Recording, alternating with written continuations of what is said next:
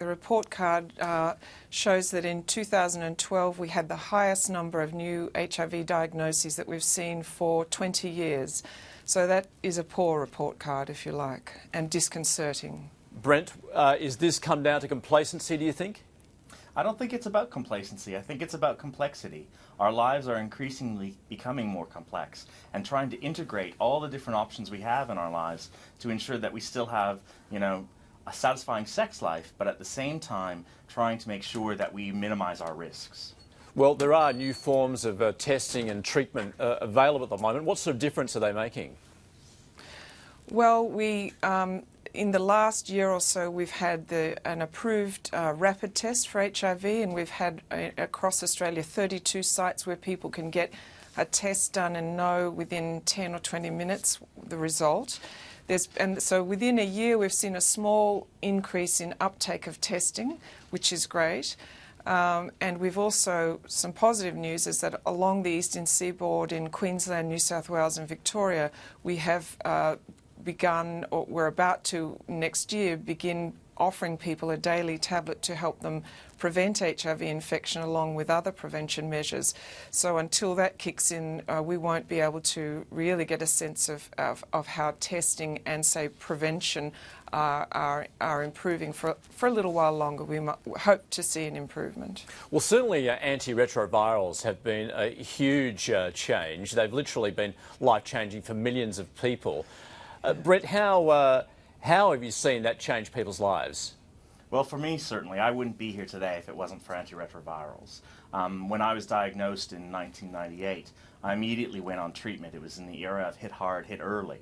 And I'm really glad I did, I've had some side effects from the drugs, but nothing like I would have had to confront had I not been on the antiretrovirals.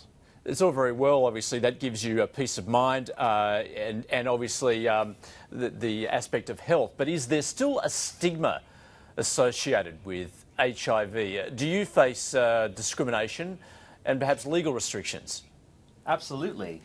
Just because someone's diagnosed with HIV doesn't mean it comes with a handbook on how to live with HIV. And there are many things that happen when you're diagnosed with HIV that you need to learn. Things about treatment, things about how to have a great relationship with your doctor, things about, what countries can I now legally not travel to anymore. Yeah. There are so many things you need to understand. And I really do believe that it's the role not just of clinicians, but in partnership with clinicians, that people living with HIV need to work with each other to educate and get us all up to speed about how to live safe and healthy lives. And how does it affect relationships? Well, it certainly affects relationships when you disclose. As John was telling you in the piece before, the reaction of people when you disclose, certainly in a sexual situation or in a relationship situation, can be pretty confronting. For me personally, the worst aspect is the deafening silence. When someone just no longer speaks to you. They seem to be okay with it, but then you never hear from them again. And that kind of shatters your soul, It goes deep inside you. It's not like someone throwing a rock at you, but it's certainly in some ways more painful. Edwina Wright, the United Nations says HIV/AIDS could be eradicated in the Asia-Pacific within 15 years. Is that realistic, do you think? Well, people who in the know suggest that that's possible, and I think that if you don't stop thinking along those lines of possibility, then we simply won't get there. We saw 360,000 people infected in the region last year.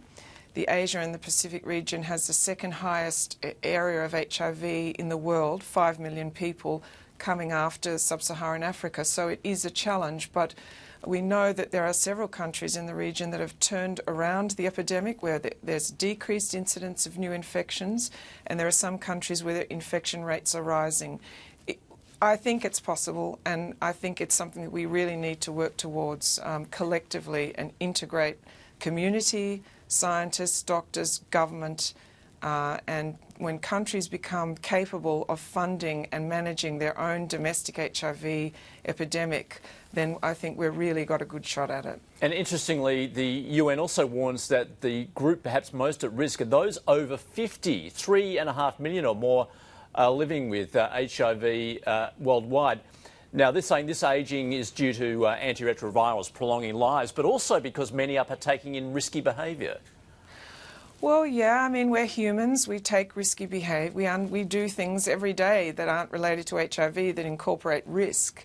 And I think it's just about being able to target people who are at risk, such as young men in Australia are very much at risk, and older people who may not perceive themselves at risk. It's about having nuanced, appropriate and targeted messaging and relationships between community and doctors and scientists that will decrease the risk of that continuing.